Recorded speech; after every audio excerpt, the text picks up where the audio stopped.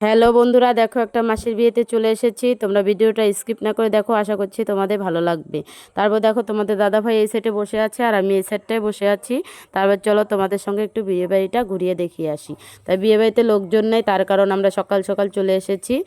তাই এর জন্য লোকজন নেই। ভেবেছিলাম যে লোকজন আসলে তোমাদের সঙ্গে শেয়ার করবো, তা তো হয়ে উঠলো না। তারপর একদম বিয়ের শেষে গিয়ে তোমাদের সঙ্গে শেয়ার করলাম।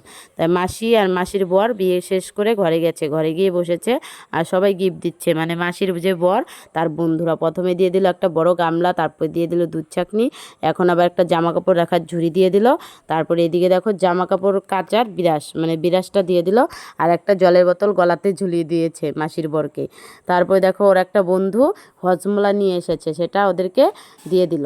তারপরে দেখো বেশি কি বলবো, এতটা আনন্দ করেছি কিন্তু তোমাদের সঙ্গে শেয়ার করতে পারিনি, খুবই ব্যস্ততার মধ্যে ছিলাম।